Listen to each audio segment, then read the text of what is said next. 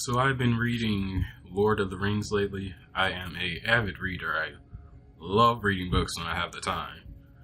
I've gotten to what I think is probably going to be my favorite chapter throughout maybe the entire trilogy, definitely the Two Towers at least, and that's the chapter about Treebeard. Now, Treebeard is an Ent, which is basically, from what I can tell, an animated tree, or a tree man, or whatever you want to call him. And Treebeard is introduced as this very almost slow character. He's a tree, obviously. He's been living for thousands or hundreds maybe of years, and he's just very kind of slow and laid back. Honestly, reading the chapter almost feels like you're like in the middle of a log cabin somewhere in the middle of a forest at night, and you're just sitting back in this reclining chair, campfire going, got some roasted marshmallows. It's just a very relaxing and cozy feeling to read while reading the chapter, and that's the main reason why I really like it. I had a cup of tea with me, drinking tea, reading it. It was just really, really enjoyable to me. What I wanted to talk about is the character of Treebeard. Now, like I was saying, Treebeard almost comes off as this almost like chronically slow type of character. I don't know how to better explain it. He's just very patient, might be too weak of a word in this case, honestly. But probably the opposite of Treebeard is hastiness. He always says how the hobbits are hasty creatures, and he talks about how the trees like to take their time. I think we can learn quite a bit from Treebeard. I think we can learn quite a bit from trees. Yeah.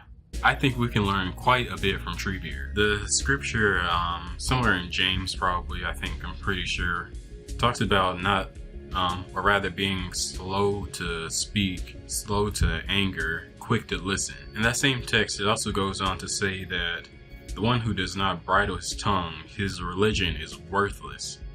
And that pure religion is to stand up for the widows and the poor and things like that. In the conversation between Treebeard and the hobbits, an interesting subject comes up. They start talking about Saruman, the wizard. And Saruman is pillaging the forest near Treebeard with his army of otherworldly creatures. He's cutting down all the forest with pretty much no regard to the ecosystem.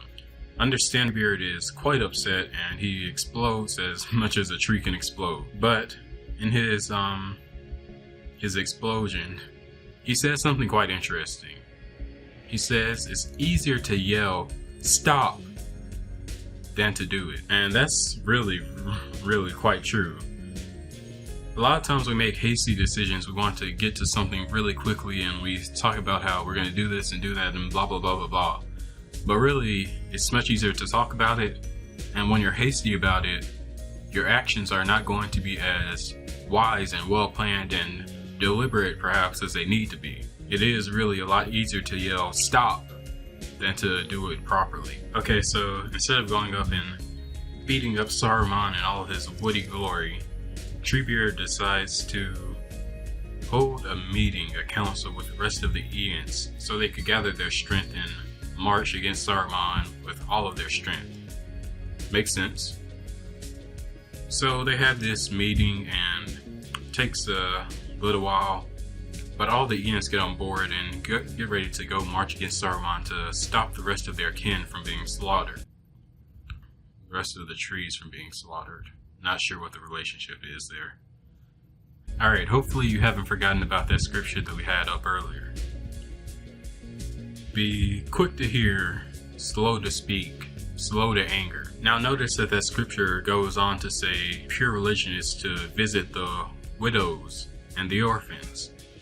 So the scripture has a negative command of not being hasty, but it also has a positive command of going and doing something. What we're not hearing here is be very patient and wait for the opportunities to come to you. No, it's saying be patient and wise, but not hasty in all of your decisions, and then go forth and do this. So this is exactly what I see in Treebeard and the rest of the Ents. They aren't paralyzed in their decision making. They're actually quite proactive, but also wise.